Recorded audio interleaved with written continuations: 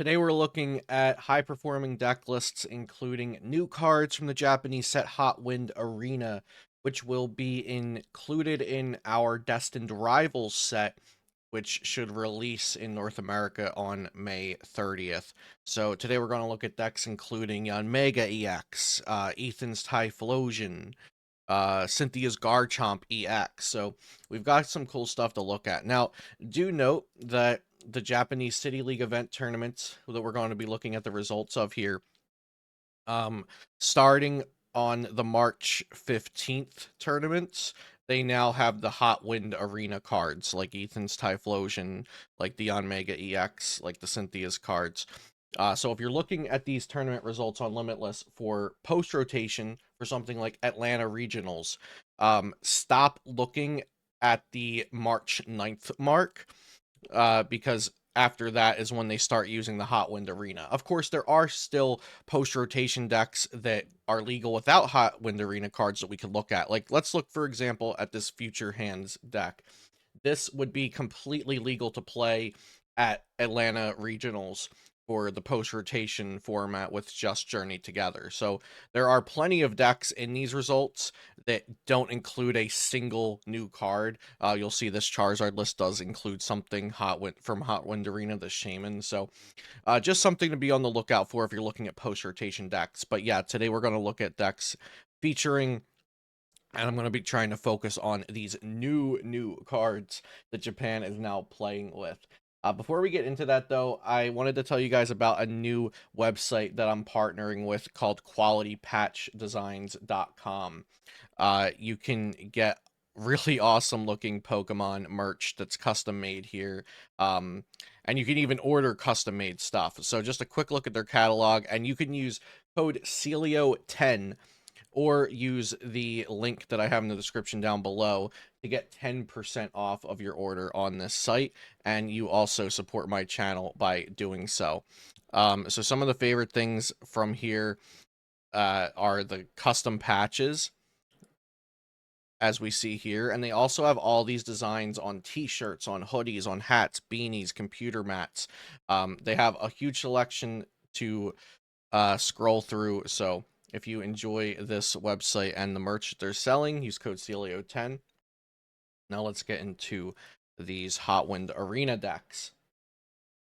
So let's go here, start looking through some of the tournaments, and we'll see here we've got a third place Cynthia's Garchomp, Cynthia's Roserade deck, so we're going to start right there. So the Cynthia's cards, we've got Cynthia's Garchomp and the line that comes with it, Cynthia's Roserade and Roselia, and we also have Cynthia's Spiritomb and a Cynthia's Tool. So we'll start with the Garchomp line. The Gibble is not going to offer anything of note, but the Gabite does, because it has the ability Call of the Champion. Once during your turn, you may search your deck for one Cynthia's Pokemon card and put it into your hand. So that's going to help you get more Gibbles, find your Garchomp, get your Roselia or Roserade set up. And then Garchomp EX, Cynthia's Garchomp EX, has Screw Dive, does 100 damage, and then you may draw cards until you have 6, so that's a little reminiscent of Blissey EX's return attack. And then Dragon Buster, it does 260 damage, and you have to discard all energy from this Pokemon. Now, let's note that it's weak to grass, which that could be a problem because of Teal Mask Ogerpon EX, but you're also going to be one-shotting Teal Mask Ogerpon EX's back pretty easily. And if you're using the 1 energy attack to start out, maybe, you're not going to have enough energy on there to be knocked out by a Teal Mask Ogerpon. And also what's great, actually, that I should note, is that the synergy of this is actually pretty good to make up for its grass weakness, because let's say you knock something out with this and you have to discard all energy. Teal Mask Ogerpon, just a quick reminder for anybody not actively knowledgeable of what this attack does, it does 30 more damage for each energy attached to both active Pokemon. So Teal Mask Ogerpon has been great in Charizard heavy metas for knocking out a Charizard with 2 energy on it, but if this Garchomp uses Dragon Buster and then has no energy left, that Teal Mask Ogerpon's really going to have to reach up to 5 energy on itself just to get this one hit knockout. So that's actually really nice to make up for its grass weakness there. And then we have Cynthia's Roserade. Attacks used by your Cynthia's Pokemon do 30 more damage to your opponent's active Pokemon. So that's a nice bench sitter. So let's say you have two of these. It doesn't say that it can't stack like the Hop Snorlax does, likely because this is a stage 1 and Hop Snorlax is a basic. So if you have both of them, then your Dragon Buster is doing 320 damage. Very nice. Then we also have Cynthia's Spirit Tomb that does Raging Curse. For a colorless energy, it does 10 damage for each damage counter on all of your benched Cynthia's Pokemon. So let's say that they hit your Cynthia's Garchomp for 280 damage. Now your Cynthia's Spirit Tomb, if you get that Garchomp onto the bench, bring the Spirit Tomb out, attach an energy, you could swing 280 with a single prizer. So this card is very circumstantially good. I can definitely see it included as the one of here. And then the last Cynthia's card to look at for this deck is Cynthia's Power Weight. The Cynthia's Pokemon this card is attached to gets plus 70 HP. So that makes Cynthia's Garchomp EX a 400 hit point Pokemon. And it makes the Spiritomb seem even better because there's even a better chance now that the Garchomp will be surviving with a lot of damage on it, making the Spiritomb even stronger.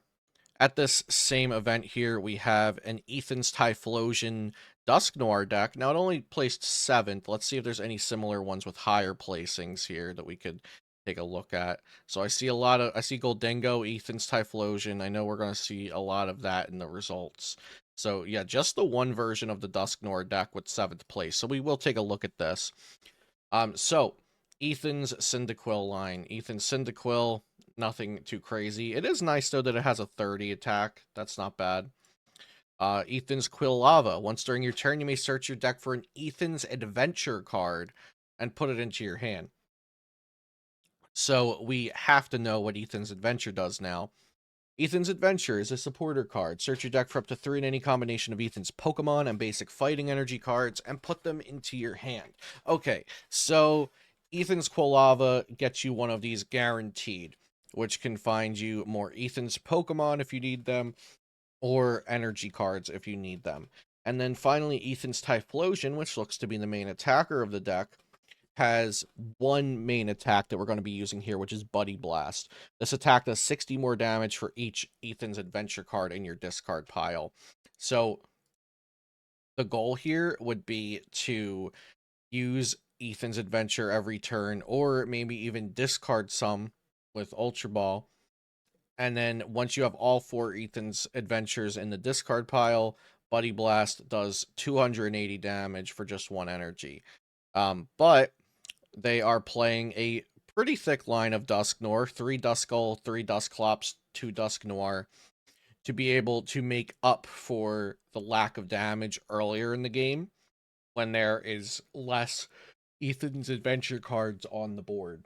So the Dusclops Dusknoir line makes sense to make up for that damage. Just doesn't seem like it'll be a really high level archetype, just because of the low damage output and kind of the wide setup, and every time an Ethan's Typhlosion gets knocked out, you need a new one. So I don't think this will actually be a high tier archetype, but definitely wanted to look at it because it's interesting. Now, the one that's getting first place is Gholdengo with Ethan's Typhlosion. So, you got your 4/4 line of Gholdengo EX, but then you've got this line of Ethan's Typhlosion as well, with no rare candy. Should note that. And so the Ethan's Quilava can actually help Gholdengo because you're going to be using Ethan's Quilava to search for Ethan's Adventure, and then Ethan's Adventure gets you 3 fire energies. You can discard those with Make It Rain. So that actually adds to the Gholdengo engine a bit. And then once you have all those Ethan's Adventures in the discard pile, you can start using a single prize attacker, Ethan's Typhlosion. So a pretty interesting concept here to go from Gholdengo into the single prize attacker once it's doing enough damage. And the Quilava with Ethan's Adventure also helps your Gholdengo do damage throughout the game. So a pretty interesting concept. We'll look at the other first place list to see if it's quite different. This one's just playing a 4/3 line of Gholdengo, and it's choosing to play Max Belt as the ace spec, whereas the other one was playing Prime Catcher. So Max Belt could be a card that helps Ethan's Typhlosion as well get to hit the necessary damage. And here's another version of Cynthia's Garchomp, actually. This is a 4th place version of the list. And it's not running any of the Roserade line.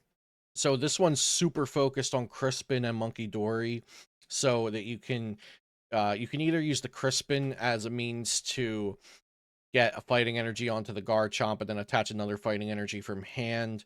But it could also be to get the dark energy onto the Monkey Dory and then attach fighting to Garchomp, or vice versa, attach a fighting to Garchomp and then attach darkness from hand to Monkey Dory. And the Monkey Dory is going to be the way that you help supplement the damage here, as opposed to the Cynthia's Roserade. So doing a similar thing, but here they're healing the Garchomp, healing your other Pokemon maybe that they're pinging with damage to add that damage, whereas the Cynthia's Roserade is just doing a flat plus 30.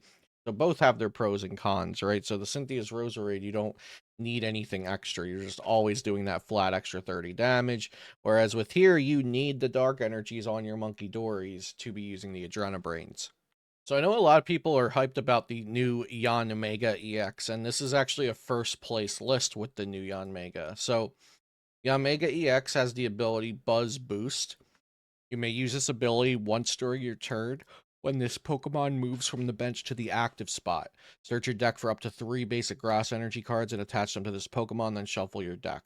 So just moving from bench to active, you get to search your deck for 3 grass and accelerate them to this Pokemon. So you could switch, you could retreat, you could jet energy, you could use a prime catcher, another mode of switching. But just this Pokemon moving from bench to active gets to accelerate 3 energy onto your board.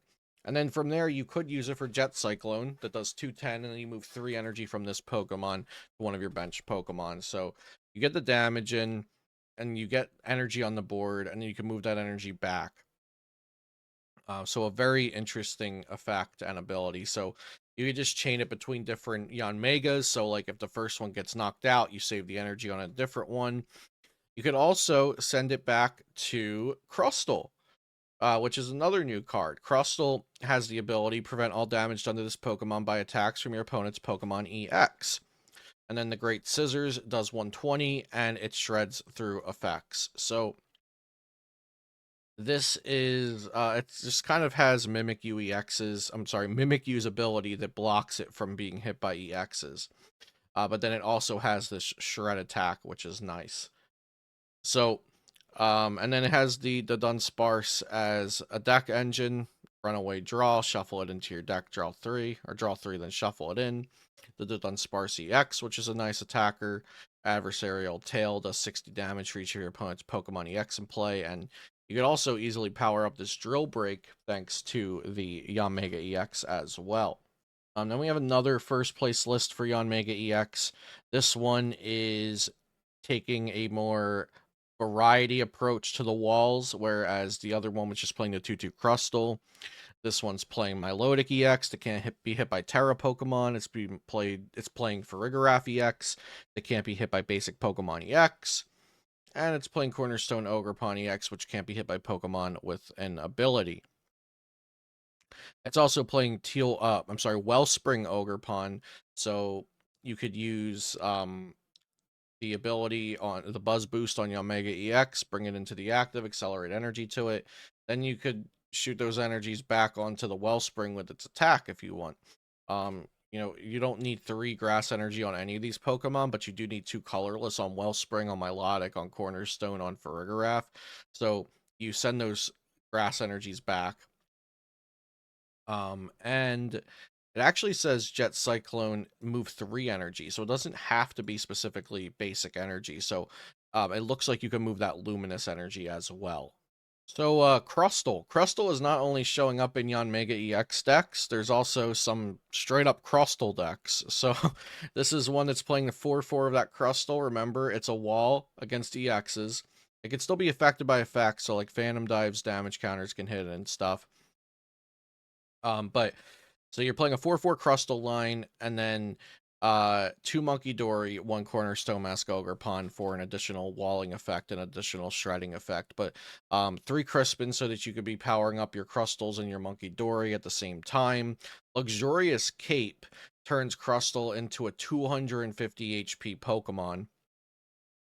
And in addition to the Monkey Dory healing with Adrenabrain, you also have Pokevital A as your A spec, heal 150 damage from one of your Pokemon. So the Crustle should be able to wall out a lot of decks because it can't be hit by EX. And then with the Luxurious Cape bringing up to 250 HP, it's going to be circumventing decks that do have some Pokemon that can actually hit your Crustle. Like think about like Fan Rotom. Think about the Dunsparce EX.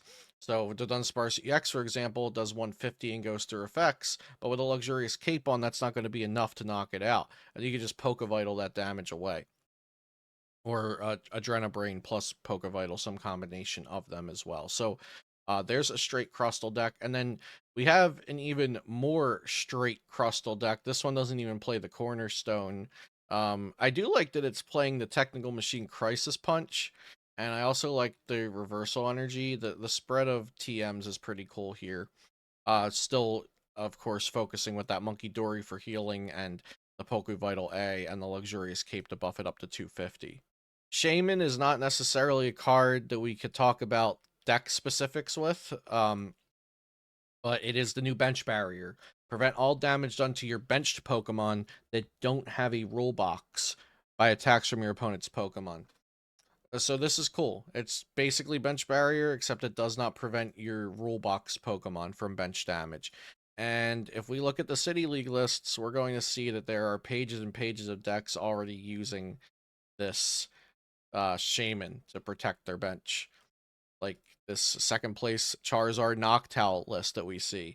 The only new card in this from Hot Wind Arena is that Shaymin to protect the bench. Some other examples we got, let's see. Dragapult Dusknoir playing the Shaymin to protect the bench. So just a couple examples for Shaymin. And here we've got Ethan's Ho-Oh Armarouge Toolbox. This is an interesting one, folks. So Armarouge, remember, it says as often as you like during your turn, you may move a fire energy from one of your benched Pokemon to your active Pokemon. And then we have this new Ethan's Ho-Oh EX.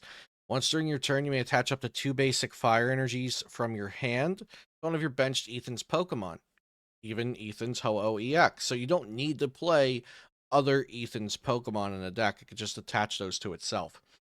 So let's explore this idea, shall we? Let's say turn 1, you attach a fire energy to a benched Pokemon, bench your Charcadets, pass. Turn 2, you evolve into Armarouge. You activate Ethan's Ho-Oh's Golden Fire to accelerate 2 more basic fire energy to the Ethan's Ho-Oh. Now at that point, you have Armarouge on the board and you have 3 fire energy on the board.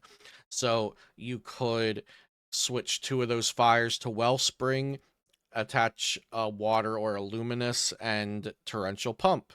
You could attach those 3. You could move 3 to Iron Hands and then attach an energy. Use Amp You Very Much. You could move them to Mew EX to use Genome Hacking to copy something. You can move them to Regigigas to use Jewel Breaker. You could even attack with Ethan's Ho-Oh EX itself. Does 160 for 4 energy and then heal 50 damage from each of your Pokemon, which could circumstantially be good. So this is a very, very cool toolbox deck. Also note they're playing Bomberger EX. If you go first, you can use this attack during your first turn. It has a 1 energy call for family, which is very cool. So you can get like double Charcadet and an Ethan's Ho-Oh. There's also this 4th place Ethan's Ho-Oh with Ethan's Magcargo deck. Ethan's Magcargo says if this Pokemon has no energy attached, it has no retreat cost. And Lava Burst for 3 energy. Discard up to 5 energy from this Pokemon. This attack does 70 damage for each card you discard in this way. So, Ethan's Ho-Oh can, if you have 2 Ethan's Ho-Oh down, you can go ability, that's 4 energy onto your Magcargo. Then attach another one, and then get it into the active, and then do 350 as a max amount of damage. And before we go today, I just wanted to remind you that I offer one-on-one coaching and a full, complete competitive guide to the Pokemon TCG over on Metafy. Link in the description down below. You could read through my reviews from students here, read information, and even check out everything that's involved in the competitive Pokemon TCG Masterclass, from learning how to make decisions to mindset advice to how to practice, how to not burn out, how deck building works. There's 6 hours plus of information in this class, all available to you forever after you purchase that. So yeah, if you're interested in that, check that out in the description down below. Also remember, quality patch, new partner. Check that out if you're interested. And you can find all of the Japanese City League events results here on limitlesstcg.com. Just go to tournaments and then click City Leagues, and there you go. Thanks for watching, and I'll see you next time here on Celio's Network.